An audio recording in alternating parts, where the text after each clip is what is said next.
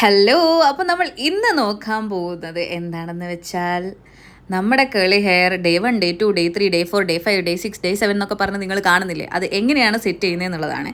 And എല്ലാവരുടെയും കേളി ഹെയറും രാവിലെ എഴുന്നേറ്റ് കഴിഞ്ഞാൽ ഇങ്ങനെയാണ് ഉണ്ടാവുക. ഡെഫിനറ്റ്ലി ഫ്രിസ് ഉണ്ടാവും, ഡെഫിനറ്റ്ലി അതിൻ്റെ ഷേപ്പൊക്കെ മാറിയിട്ടായിരിക്കും ഉണ്ടാവുക. സോ ഞാൻ എന്താ ചെയ്യുന്നതെന്ന് വെച്ച് കഴിഞ്ഞാൽ കുറച്ച് സമയം മുടി അഴിച്ചിട്ടിട്ട് ഒരു 5 അല്ലെങ്കിൽ 10 മിനിറ്റ് മുടി ഫ്രീ ആയിട്ട് വിടും.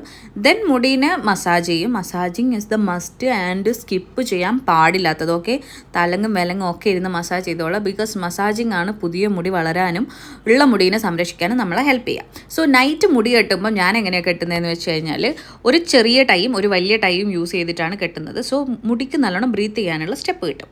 ആൻഡ് രണ്ടാമത് നമ്മൾ ചെയ്യാൻ പോകുന്നതാണ് ഇതിനെ ബ്രേക്ക് ചെയ്യുക. സോ അതിന് വേണ്ടിയിട്ട് ഒന്ന് ആൽമണ്ട് ഓയിൽ അല്ലെങ്കിൽ വെളിച്ചെണ്ണ. ഞാൻ ഇവിടെ യൂസ് ചെയ്യുന്നത് വെളിച്ചെണ്ണയാണ്.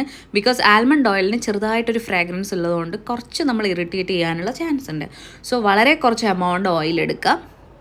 ദെൻ ഈ പറഞ്ഞ സാധനങ്ങൾ പോലെ മുടി നല്ലോണം വേറെ വേറെ രീതിയിൽ കാണാം. മുടീൻ്റെ തുമ്പില്ലേ, അതായത് അറ്റം, അതാണ് നമ്മൾ നല്ലോണം മോയ്സ്ചർ ചെയ്യേണ്ടത്. തലേൻ്റെ അടിയിലുള്ള മുടി നമ്മൾ വെളിച്ചെണ്ണ തേച്ചില്ലെങ്കിലും തുമ്പത്തുണ്ടാവില്ലേ, അത് നല്ലോണം പ്രൊട്ടക്റ്റ് ചെയ്യാൻ വേണ്ടിയിട്ട് ശ്രമിക്കാം.